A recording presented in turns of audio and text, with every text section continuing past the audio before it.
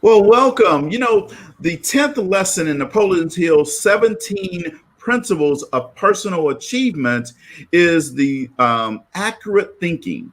The power of thinking is the power of thought is the most dangerous or the most beneficial power available to man, depending on how it is used.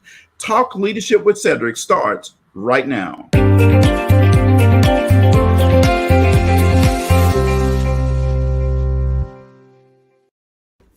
Well, welcome to Talk Leadership with Cedric. Talk Leadership with Cedric is where we focus on leadership development and personal growth with business leaders, educators, and local thought leaders.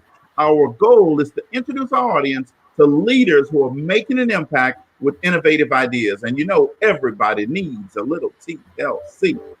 Our guiding leadership principle is the law of contribution, which says growing yourself enables you to grow others. So you can't give what you don't have. So first you must grow yourself in order to grow others. We believe that outstanding leaders like yourself will help us to help others. So tonight we have another dynamic leader with us.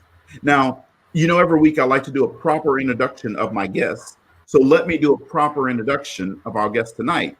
And our guest tonight is a personal friend, a person I've been knowing for a long time.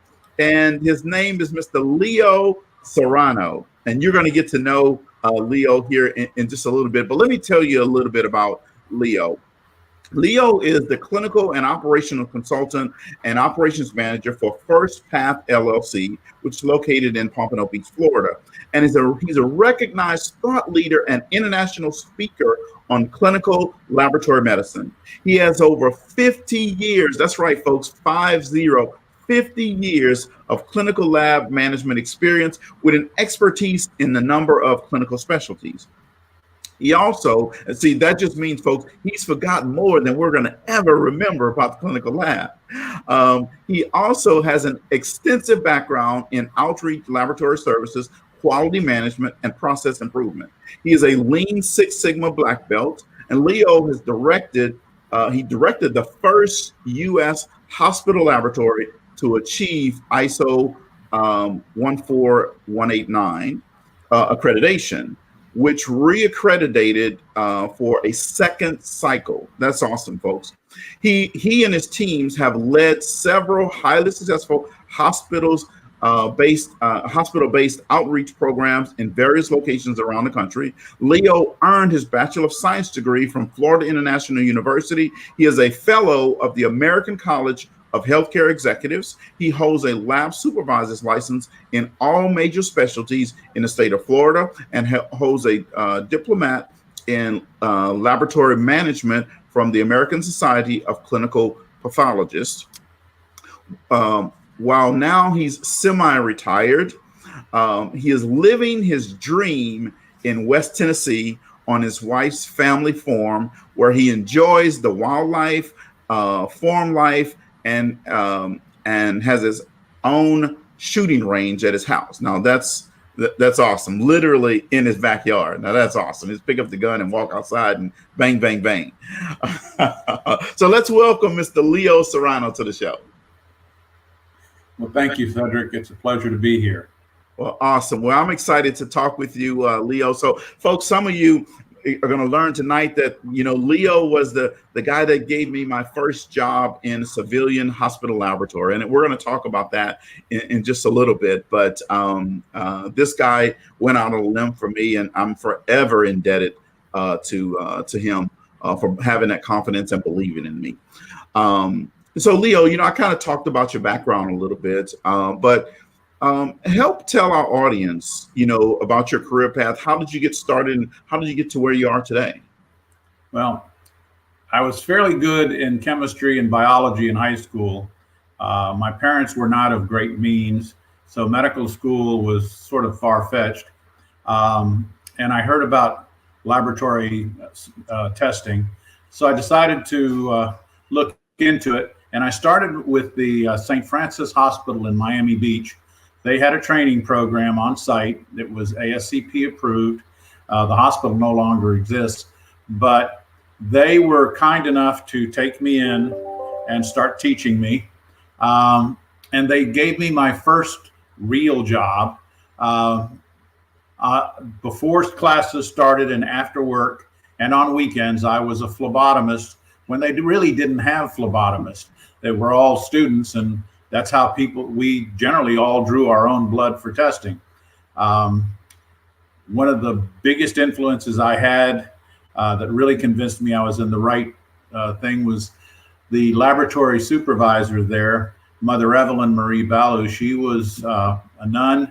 She was the Mother Superior of the convent, but she was the lab supervisor. So there were administrators over her. It was an interesting situation, but she was a major mover. And while there, this was in 1963, 1964. I won't even tell you that was before I was born. I know, I'm sure. At this point, I'm glad every morning when I wake up. But there was some people who came over from Cuba, and they were marvelously exceptional. And they were very, very influential. There were some Cuban pathologists who were moonlighting as med techs while they were studying to take their foreign medical graduate exams. And I had the wonderful luck and pleasure of working with them. Among them was Moises Chediak, the guy from the Chediak-Steinbrinck-Tagashi disease. And we used to call him El Gordo, the fat one. He was hilarious. He was a very, very humble gentleman, unbelievably knowledgeable. And those were the people who really influenced me in this career. So when I graduated, the sisters gave me my first job, making more money than I ever thought I'd ever make. Golly, I made a whopping $500 a month. That was a lot of money back then. I'm sure. But that was what got me started. And then throughout the years, I've had some marvelous mentors over the years. In the military, I had a pathologist who influenced me enormously, Dr. Richard Dauphiné. He was a Navy captain.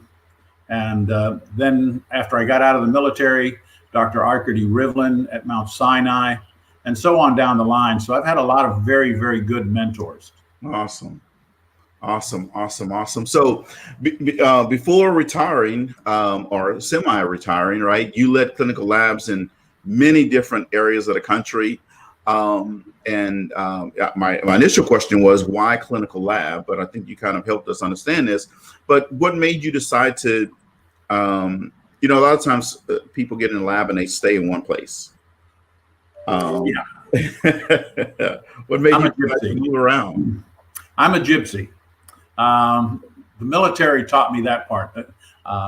When in 1966, I joined the Navy, and the Navy accepted my civilian training, so I didn't have to go to B school, but I automatically became a Navy full-blown lab tech, 8417, and that's the moving around satisfied, if you will, my restless soul. And it has stayed restless pretty much. I've been lab director in a number of states in a number of areas. And it's great because you get to know a lot of people. You see a lot of cultures, a lot of differences. But bottom line is we're all in it for the same reason. We want to make people better. Yeah, absolutely. Absolutely. I agree with that 100%. Yeah. So I remember when you left Woolstoff Hospital in Rockledge, Florida, and it was like a big void that kind of like left the lab. You had a really big influence on the lab. You had a really big impact in the hospital as well. People listened to you. From at least from our perspective, did you realize how much of an impact you had on the lab team at that time? I really didn't. It's only afterwards when you realize just how big an impact. I think back to the first time I met you. That was a very interesting thing. We had advertised for a part-time lab tech. subject to a full-time. And you sent your application, and it looked like about 30 minutes after you sent the application, you were calling and asking, have you gotten my application yet? I brought you in for an interview. If nothing else, I wanted to see who had the chutzpah to be that brave. And I was really thankful that I hired you. I didn't go out on a limb bringing you in. You had plenty of good experience. You had a good personality. More importantly, you had a work ethic, and you were humble. And that was really important. As far as my influence, it has more to do with the realization that if you dream, you can do it. And you're going to get your teeth kicked in every so often. Right. But the one thing I learned in the Navy was you never quit. You're going to run into a roadblock. You can either go over it, go through it, or go around it, but you don't stop. Yeah. And that was the thing that made us as successful as we were at Wusthof. I mean, we were very fortunate to have won the bid process to become the laboratory supplier to Kennedy Space Center. And we got to work very closely with NASA and all of those. And that was due primarily to the efforts of the staff. It wasn't me. It was a whole team effort. Yeah. Well, I'll tell you, when you left, it definitely was a big void. Everybody, I mean, I remember us as a team talking, and I was on second shift at the time, and we were talking about, what value you brought to the lab and your presence. And every day, it didn't matter what time you left, and you never left at like early hours. You were always there late, and every day that you left, you would come to the from your office over into the main lab area, and would always tell us good night, goodbye, have a good day, and don't take any wooden nickels. And so that when you left, I mean, it really made an impact on us. So I just want to say, years ago, thank you for that. Well, you guys made it easy to be a good leader. The main thing you need to know as a leader is your job is to have a vision, and your job is to defend your people. There's a lot to leadership. It's not just being the boss. In fact, the last thing you want to be is be the boss and tell everybody what to do. To guide them, they'll eventually come around to seeing it. Right. Yeah, absolutely. Yeah. And when I called you, and guys, he's not joking. I called in, so I filled out my application, and then the one afternoon, the next morning, I called and said, hey, I need to talk to the lab director, and they put me through. Now, in these days, you probably won't get through the lab director, but back then I did. And I said, hey, I put in my application and I haven't heard from you. And Leo said, well, when did you put it in? I said, well, yesterday afternoon. And he started laughing. And he said, well, you come in because I want to talk with you just because of this phone call. And I'll never forget it. We had a short conversation. He goes, hey, you're hired. I just want to see you in person. So I truly appreciate that, because that helped me really understand my worth and value outside of the military at the time. And it helped me make some decisions about when I was going to leave the military and go back to civilian life. So thank you. That's a hard transition. It is. I did it. A lot of people have done it. People don't appreciate what the military does and teaches you. I had very good experiences with military techs. I've hired a whole bunch of them over the years, and I would continue to do it without any reservation. Yeah, it is. And one thing, when I left the military, so I was in my 20s, I was young, gung ho, I can take on the world.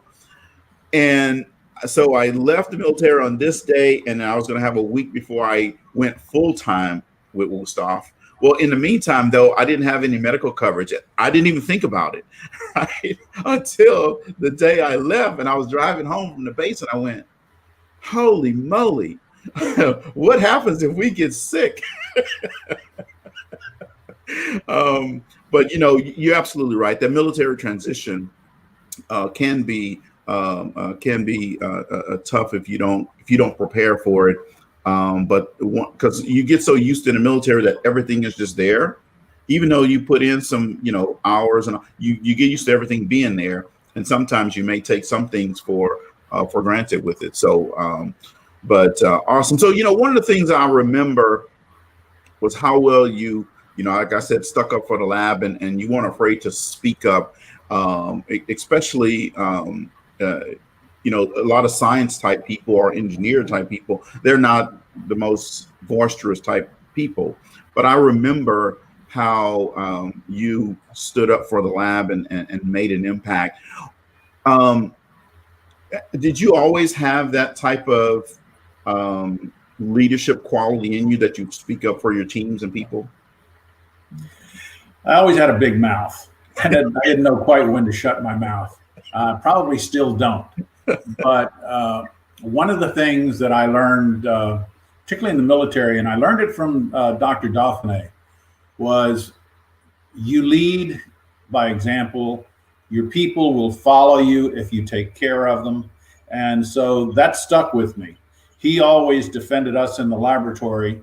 And as a result, people treated us with respect. And I remembered that. So I made sure that the laboratory's point of view was represented. I made sure that everyone understood the laboratory is part of the team and we contribute, but don't sell us short because you don't see us every day.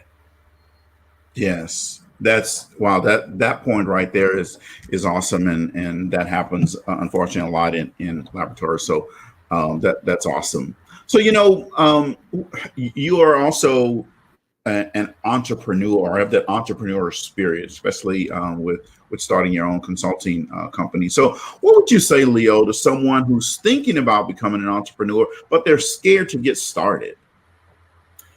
Don't be afraid. Go ahead, give it a shot. The only people who never succeed are the people who never try. Chances are that you're going to fail, but you really don't fail, you learn.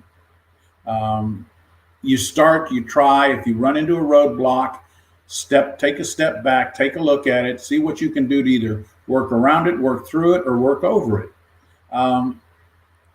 The same issues, people used to say you can't have a reference laboratory unless you've got all the money in the world and you're a big facility. When I left Wusthof, we were a reference laboratory that covered the entire state of Florida. We were doing work in areas that people had never dreamt of. We were doing forensic work for medical examiners. We were doing forensic work for law enforcement agencies. We were doing clinical lab work for the hospital and other hospitals. We were doing clinical laboratory work for physicians' offices, clinics, nursing homes.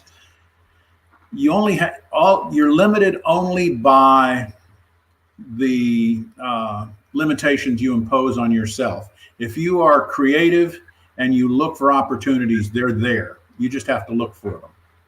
Yeah, absolutely. I love that you said, well, just tell them to go for it and do it. So let me ask you a little bit about First Path, if you don't mind. Tell us a little bit about what First Path does and who's like your target client for First Path. Well, First Path is a private laboratory. It's pathologist owned. The two owners are very active in South Florida medicine. I was the corporate laboratory director for Broward Health, and when I left, Dr. Giffler, who was one of the owners, called me up and said, look, I need somebody to help me with the laboratory. And I said, well, I'm pretty much ready to call it a day. And he said, just come in and do a couple of hours a day and just be a guide. And that's how it started. First Path is a full service laboratory. They offer anatomic services as well as clinical services. We've, in this era of COVID, like every other small laboratory in the country, we've taken a hell of a hit. Our resources were strained. Our financial position was definitely degraded, especially in South Florida when it was really bad with COVID.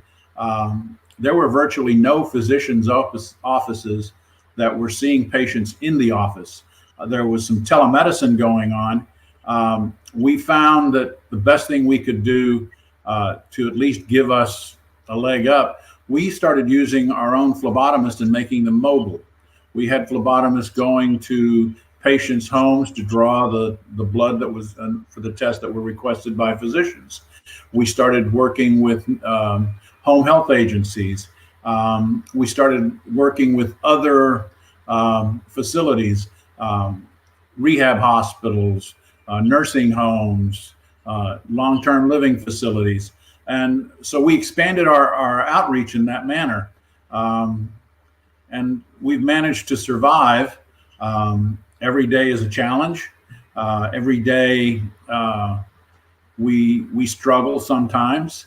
The insurance companies are not necessarily our best friends, but we've managed to survive and do well. And we're a full service laboratory. We realize that you can't do all the esoterics that you'd like and that are necessary. So you find a good partner who's not your competitor. We partnered with ARUP because they were not a competitor of ours, and they provide us with very good service, and they gave us some outstanding pricing. Plus, you've got a lot of expertise there. So what we do is we look for opportunities with what I call mutualities of interest. We help each other, and that's what's made First Path as successful as it is. Wow, well, that's awesome, and I know that in especially in this environment, having independent labs is getting harder and harder to do. So obviously, you guys are doing some good stuff to still be operational and running. So that's awesome. Anymore, I think laboratories run from week to week. Yeah. That is definitely true. So, I know that we all have up days and great days, but we also have those down days, right? So what do you do to pick yourself up on those down days? If you recall, one of the things I used to say back then was, it's going to be a great day because I woke up this morning, nobody's shooting at me, and my feet aren't wet. Right. And I still do that. I wake up in the morning and I'm thankful that I woke up. And indeed, no one is shooting at me. My feet aren't wet. I've got a wonderful family. I live in a wonderful place. You just look at all the blessings that you've got, and you don't concentrate on the bad stuff, because the bad stuff will be there and it'll go away. But if you look on the bright side of things, you'll always find something. Yes, you're absolutely right about that. I absolutely love that. And one of the other things I know you used to say something about the creeks, if the creeks don't rise or something like that. When you would back then, when you said I was in my 20s and you say that, I go, what does he mean by that? But okay. As I got a little bit more mature, then I got it now. Okay. Leaders, Leo, come in all different types of packages with different strengths, right? What are some strengths that you feel are important for successful leaders? First thing you need to be as a successful leader is be humble. Realize that you don't know everything. Realize that there are others who have expertise, and realize that you couldn't do a darn thing and accomplish anything without the rest of your team. It's not a one-person thing. You may be the guide, you may be the person who sees the future, but you're not going to get to that future unless you've got a team behind you that will follow you. And the key is that they will follow you. They're not going to follow you if you're all BS, if you're just telling them stuff and don't really mean it. They have to know that you're walking the walk. Yes, I love that. Awesome. So then we always say to the John Maxwell team, good leaders ask great questions. Are there any questions that either you have asked or someone has asked of you that you thought, wow, that's a great question?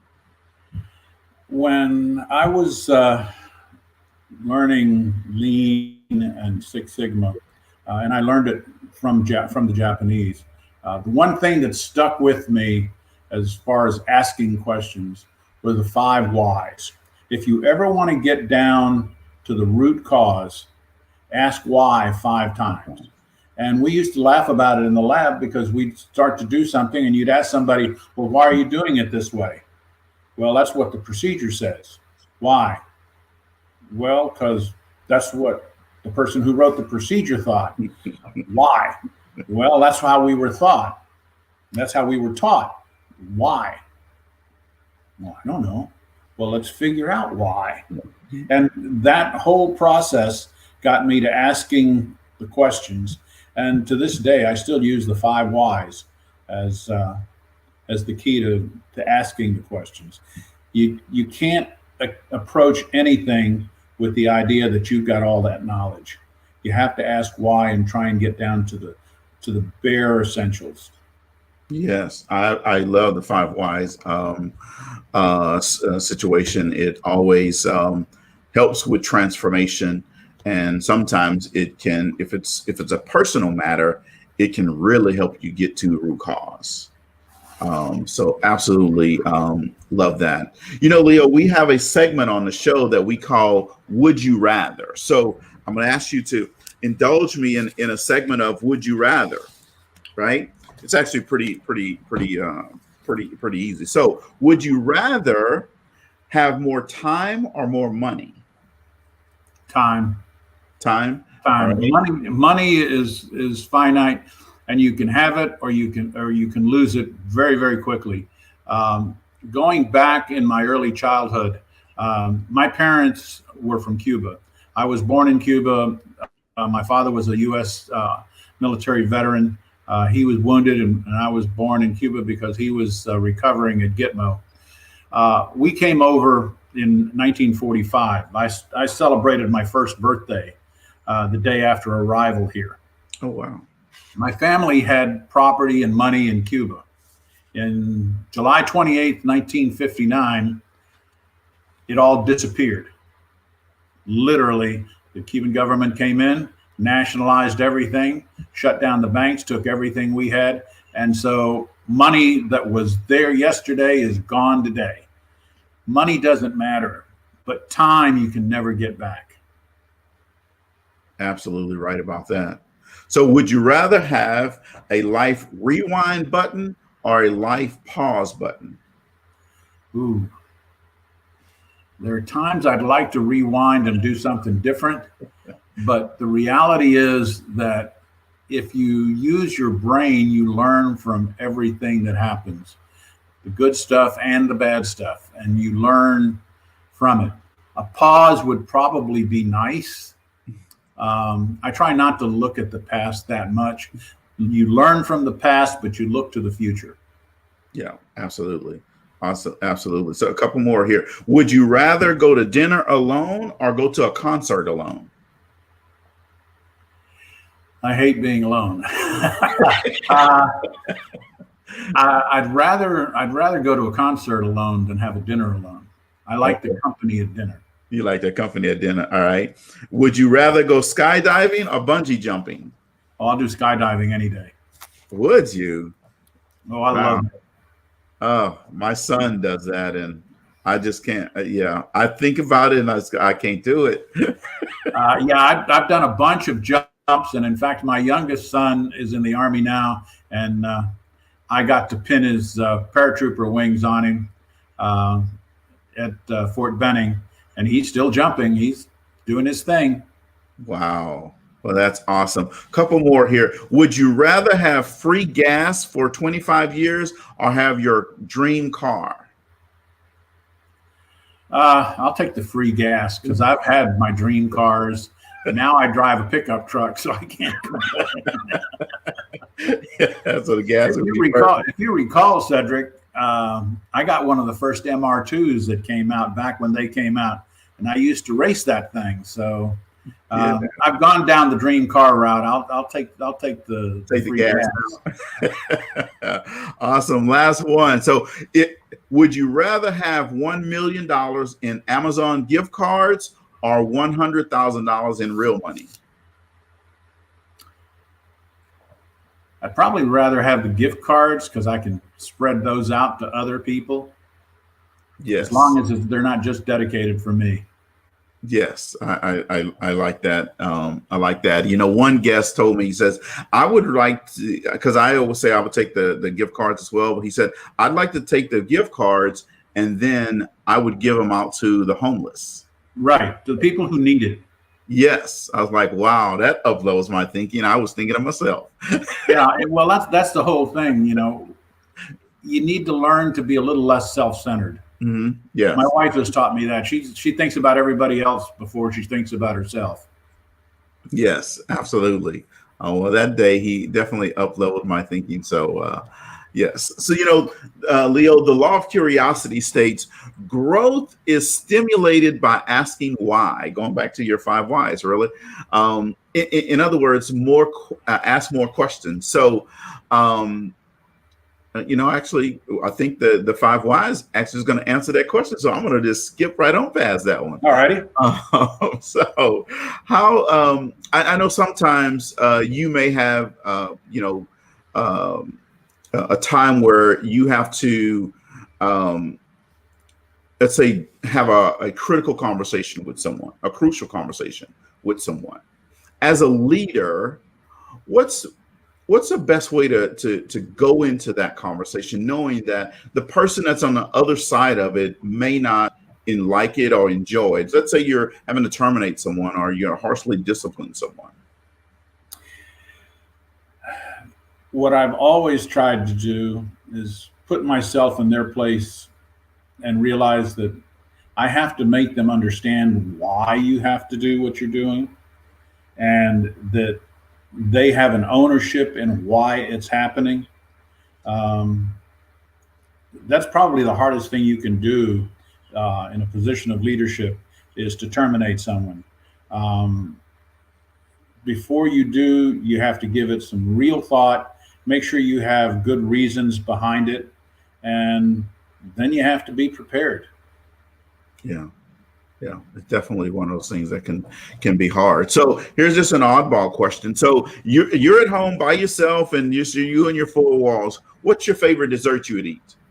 I love yellow cake with chocolate icing. Oh man, that's my favorite too. I always tell you. So with Avid, we'd go to these. We'd have all these national sales meeting, big conferences, and then they feed you all the fancy smancy, the little piece of chicken with the little leaf on it. I don't want all that type of stuff. And then they give you the fancy desserts, and I would always just say, "Can you just give me a yellow cake with a chocolate icing, please?" Those super prepared desserts always make me laugh. I remember years ago, many years ago, probably before you were born again, DuPont used to put you up at the Hotel DuPont in Wilmington when you went for training. And I was in Panama City at the time, and I took one of my techs to learn to be the primary operator. I always used to go because I considered myself responsible to make sure everything got fixed. And she was a country girl, really good tech, but she'd never been around much. Going to Panama City was the big deal in her life. We're sitting at the Hotel DuPont, and the guy comes in and he makes our dessert. It was strawberries Henry VIII. And he's doing the flambe and everything else. And when he serves it and she takes a bite of it, she looks at me and she says, "That's a hell of a lot to do just for strawberries and ice cream." And I had to laugh at that, but it was true. Yes, that is true. But I'll tell you what, you brought up a name that's like way DuPont, right? I mean, that's one that in the lab space today, I don't think you really see that name, right? But Right. Wow. Well, I go back in the lab. When I started in the lab in 1963 as a student, actually even in 1964 when I got out and started trying to earn a living, we did a lot of manual stuff. I mean, I did Nestler BUNs, I did Folin Wu sugars. We used to do NPNs. When we electrolytes, we used a Coleman spectrophotometer that sounded like a rocket taking off when you lit it. We titrated our CO2s and chlorides. We used Van Slyke's. So moving up through automation, I go back to the earliest automation all the way through mass specs and the whole shebang. So I've seen laboratory medicine really make some strides. Yeah, I bet you have. I mean, just from the time I was in, when I came in and started in 1988, there's been some huge strides. And while you were saying that, I was thinking of Gustav Lab, and we had the E4A, and I was just thinking about all these different instruments that had in there. So for all the laboratorians that are listening tonight, and I know that there are going to be a lot of laboratorians listening in, you just think about all the things, advancements you've seen in the lab, and know that Leo has been around this lab business for 50 plus years. That's a long time, folks. He's seen a lot of stuff. So, the law of environment says growth thrives in conducive environments. So give our audience, Leo, 2 or 3 things that you do to help either yourself develop or help your team develop. Read. You can't learn enough. Right now, one of the key things that I read, the New England Journal of Medicine has a service called Journal Watch. It's very cost effective. I signed up years ago, and it's not laboratory oriented. It's medically oriented. The problem that laboratorians have today is that they want to learn how they do something, but how to do a test, but they don't really get into depth as to why they're doing and what that test tells you. Journal Watch, I receive Journal Watch in 18 different disciplines. And it's always helpful because it tells you what the practicing clinicians in those areas are looking for, what they see, what they are. So I learned from doing that. It's not just how I do a test, it's why I do it, what the pros, what the cons, what the issues are, and then how the physician is going to use that test. I used it so that I could get out of the laboratory and do rounds with physicians. I've been rounding with physicians. Well, you remember I used to do that at Wusthof back in the mid 80s. I used to go out and the clinicians would come and say, I've got this, I've got that. I'd go out on the floors with them, look at their charts, tell them what to order so that it would be cheaper on their patients. And that's what laboratorians need to do. So I learn by reading. I don't just read laboratory directed information. I look at medical information as appropriate. I look at leadership information as appropriate. And now that I'm pretty much out of it, I still get Journal Watch. So that's part of my regular reading. Wow. Well, that is awesome. And that is great advice for new laboratorians that are coming up. Right. Leo just dropped some nuggets for you if you want, laboratorians always say, Leo, well, we're not heard outside of the lab. It's hard for us to get advancement and promotion outside of the lab. Leo just gave you part of the formula for doing this. And there's a saying that says, those who know how to do a job will always have a job, but those that know why will always be their boss. And you see, Leo just showed you why he was always the boss. Because he knew why, he understood why. And when I say boss, I don't mean boss and a boss beat you down. I just mean the leader of the group, right? So that's awesome nuggets for you young laboratorians out there. Leo, what's been one of the most defining moments of your life? Well, like I said, probably the first most defining moment was in 1959 when I used to vacation every weekend and every day off from school. We used to fly down to the ranch in Cuba. It was a $10 round trip when you were little. And I was actually at the ranch with my uncle, and they came and told him, you know, you need to get the kids out of here because in 2 days they're coming to take your farm, your ranch. And he laughed and he said, well, I'm an American citizen. They touch my ranch, the Marines will kick their butts. But he put us on the plane just the same. And that was July 28th, that they marched right in and they took it. And Marines didn't march in, and he lost it, and he spent 20 years in jail. So that was a defining moment for me. That told me money doesn't matter. It's what you know and what you do. You can't get that time back. Another defining moment, quite honestly, was when I joined the service. The Navy I didn't always like it, didn't always agree with it, always thought there were a hell of a lot of dumb people, and I was so smart. But I learned a lot from it. I think another really defining moment was when I got married. My wife keeps me humble. She keeps me. She reminds me that I may be smart, but I'm not the smartest person in the room. So that's really helpful.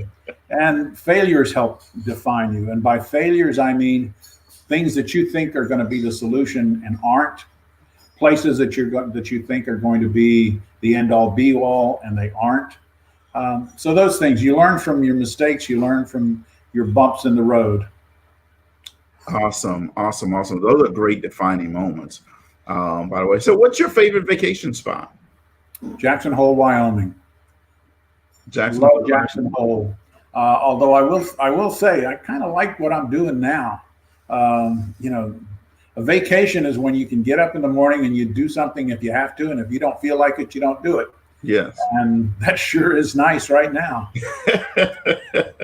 You're absolutely right about that. And this is one of the things, Leo, that I'm enjoying life as well, even though I'm 53, but retired 2 years ago from Avid, and I'm doing stuff that I want to do. And when I want to do something, I do it. When I don't, I just chill out. And, if I decide to watch TV or ride my motorcycle or whatever, that's what I do. And so you're absolutely right. That's a wonderful time in life.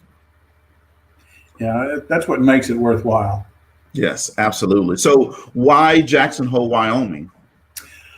I used to go, the University of Utah, in conjunction with ARUP, used to have an annual clinical microbiology week-long seminar.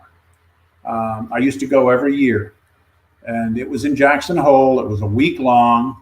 You started class at 7 a.m, finished at 1 o'clock, and then you had the rest of the time to yourself. The wildlife, the scenery, the food, the people, just always a pleasant place. And I haven't been there in several years, so I'm sure it's not as pristine as when I last saw it. But just the majestic beauty of the Tetons and the Yellowstone area, that's really special. Wow. Awesome. Well, I'm actually headed that way on a month-long, about a 6-week-long motorcycle ride. So I may try to pass through that area since I've never been to Wyoming to check out. I know they got a lot of good park areas. So yeah. Awesome. So, hey, Leo, what are you currently reading outside of that medical journal? What are you currently reading that the audience should read? Well, I just finished reading not too long ago. I should say rereading a book by Pete Labor. It's the 3 M's: the mission, the men, and me. Pete Labor was a commander of Delta Force. And the book is really not so much about Delta Force. It's about teaching you how to prioritize leadership. And the mission is the most important. Your men are the next most important, and you are the least important. If you have to sacrifice something, it's you. You make decisions based on the success of the mission, protection of your men, and you're the least important. So that's one I've read recently and rereading. Another one is an interesting book from called the Indians. It's a treatise on the various North American tribes, um, and it's pretty much in depth. It's really good. Okay, awesome. Well, I'm going to put those books up on the screen for the audience to be able to. I'll put them in the comments, so you guys, if you want to check those books out, it's always good to have additional reads for your library. So, Leo, if there's one thing you could change in the world, what would that be, and why would you change it? Wow. I think I'd like to get rid of some of the hate that's in the world. There is, as a nation, as a world, we've become so tribal. We are intolerant of one another, and the intolerance has gotten so bad that that borders on being hate. You need to be tolerant. You need to understand and realize that just because someone doesn't agree with you doesn't make them evil. You need to understand where your rights are and that your rights end when they begin to infer on or incur on someone else's rights. And that's something that we haven't done very, very well. Yes. I'm a firm believer in the Constitution. It's an unbelievably marvelous document. You know, like you said, I've got my pistol range in the backyard, and I go and I use it when I feel stressed. It's a great stress reliever. So the Second Amendment's important, but that doesn't mean that I'm going to go out and buy an M60. Just common sense. Right. Yes. Well, I love that, being able to get rid of hate in the world. If you had the power to just wave a magic wand, that would be awesome. That'd make us all live in a more harmonious way. Yeah. And I think the military really does a good job. Now, is everything great in the military? No. No. They have issues? No. But I think the military does a really good job of helping people understand we're all in this together. Yep. And regardless of where we come from, Michigan, Louisiana, Tennessee, California, wherever, we're all in the same boat together. Yep. Absolutely. When you hit boot camp, you're suddenly thrown in with people from every walk of life, every place in the country, every level of education and being. And you learn to not only coexist, but to coalesce and become a unit. And yes. That's been very, very important. Yes, absolutely. And this is one of the reasons why I believe that it should be a requirement that every person after high school spend 2 years in the military. Even if they're going to go to college, they still have to give 2 years of service to the military and then go on and do the rest of their life. Totally agree. It changes a lot of your perspectives and gets rid of the entitlement, because the only thing, as my drill instructor taught us, the only thing you're entitled to is to breathe if I let you. So that was really important. Yes, absolutely. I agree with that. Wow, I've had a really good time. I knew that I was going to have a good time with this interview, but I really enjoyed it. So a couple more questions for you, Leo. So first of all, just tell us, what's your favorite sports team? Well, are you into sports, first of all? It's not so much a team. I like to watch people who excel at what they do. I love watching Patrick Mahomes. The guy's unbelievable. At the same time, I look at the different sports. I'm not much of a basketball fan, baseball fan, football fan, mixed martial arts, boxing, track. A good runner is invaluable. There's not one that I look at. I try and associate them more than anything based on either where I've been or if they have a trait that's admirable. Yeah. Yeah. Well, I like boxing, but I got to get your feedback on your comment on this. A few weeks ago, former basketball player Nate Robinson decided to just jump in the ring and put his hand in it, and he kind of got laid out a little bit. Well, not a little bit, a lot. So, what did you see that fight or the highlights of that? Yeah, I did. That was definitely lets you know that everybody is not a boxer. No, there's boxing is an art. As a kid, I boxed Golden Gloves and thought I was a badass until I ran into a skinny little kid from Key West, and I thought I was hot stuff in the Golden Gloves, and he gave me a big lesson. So you learn real quick that boxing is an art. Yes, you're absolutely right about that. It definitely is, and I'll just watch it from the sidelines. Yeah, much nicer that way. Yes, absolutely. So my last question for you, Leo, is this. So if there was a book that was written about you, what would the title be? And what would it say on the back of the book in the summary? Wow. Title would I'd probably like the title to be "Is That All There Is?" From the Peggy Lee song. Yeah. I've led a very lucky, charmed, and diverse life. I've been successful. I have been not successful.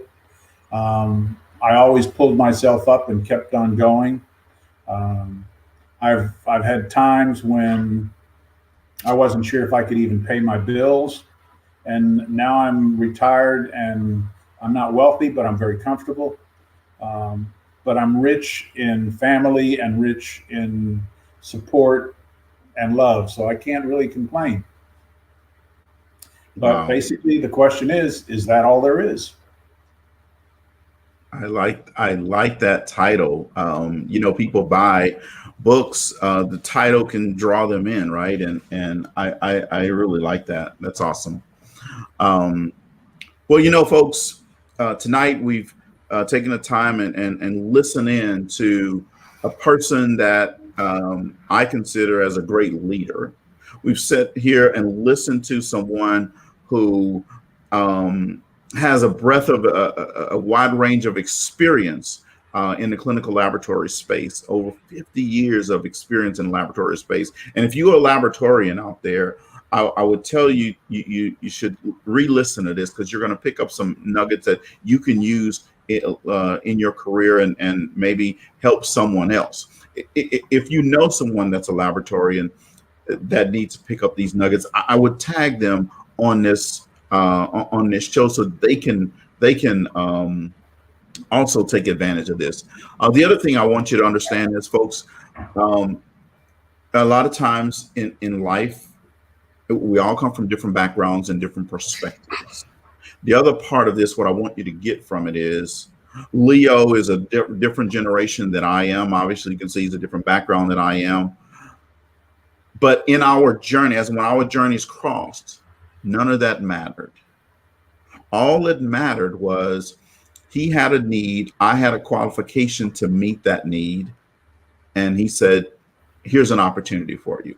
And then I took advantage of the opportunity and did what I needed to do. My part was to then live up to the expectation, right? So what my point is, folks, life is going to hand you all kinds of things. You have to determine and you have to decide for yourself, are you going to let the negative in life be what is pervasive in your life? Are you going to pick yourself up by your bootstraps and say, the life is really open to what I want it to be, and then go after it? So that's really what I want you to get from the session tonight, outside of the things that Leo talked about as being a great leader and understanding how to lead organizations in a great way. All right. And Leo, I'll give you an opportunity if you have any last parting words you want to share with our audience. I'll let you. Just, life is short. Make the most of it. Don't let the bad stuff get you down, because there's a brighter day coming. And the only thing you can't get back is time. Absolutely. Time is time, folks. So thank you guys for tuning in to Leadership with Cedric. Talk Leadership with Cedric. Everybody needs a little TLC, and every night in 2021 at 6:30 on Mondays, we're going to be right here. That's Central Time. Every night on Tuesday at 5:30 Central Time, we're going to be right here. And at 6:30 Central Time on Tuesday, you're going to find me on the Empowered Living platform with the Black Entrepreneurs Institute. And then on Thursdays, Talk Leadership with Cedric on the radio every Thursday at 2 p.m. Central, folks. I want to remind you, if you're not at the table, you're on the menu. Don't be on the menu. Thank you and good night.